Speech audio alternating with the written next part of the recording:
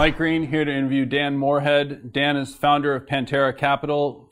Fantastic history in the industry, doing macro for Julian Robertson back at Tiger Global, and ultimately transitioning to running his own firm, which has become incredibly focused on the Bitcoin and cryptocurrency environment. Dan is going to come to us and talk about the opportunities in crypto, as well as his insights on how this develops forward in terms of social dynamics. Really excited to talk to him. Can't wait to see it. I think the biggest opportunity is this way that tokens are allowing the value in protocols to go to the developers and their early community members. I think it's a really important invention. In the previous era, the inventor of the protocol would essentially get almost no value, and then a capitalistic enterprise would build an application on top of the protocol and often end up with monopoly power. And if you look at the US, the top 5 most valuable companies in the US are basically data monopolies.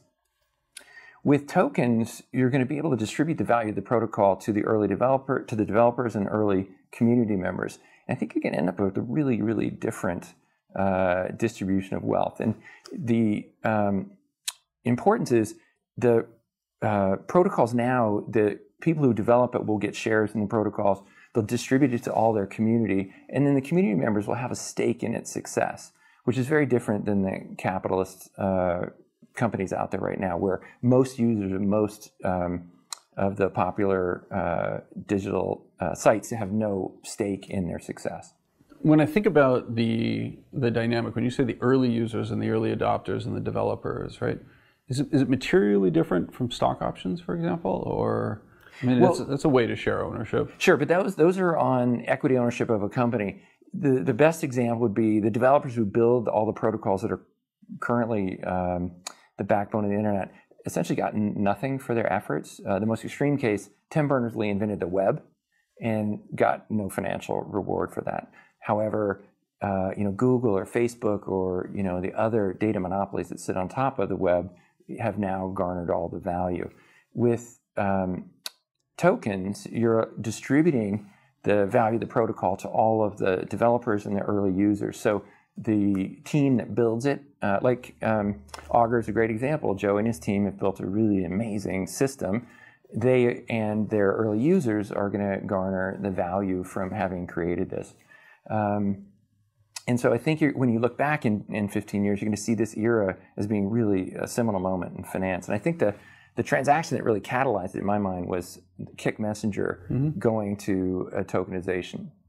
So as I said, we have probably 50 to 100 token issues out there already.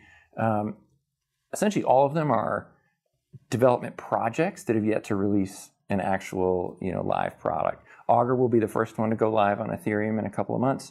But it as amazing as it is, it's still in development stage. All the rest of the projects that have been announced are in the development stage, and who knows if they'll actually be able to build the code for it and get a community. Whereas in this case, Kik has been around for 9 years.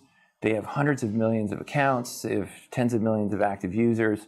They are going to open source their entire code base and convert their 120 million of venture funding into tokens. And so all of the developers that build cool, interesting applications to go on this new Kin network will share in the success of the network.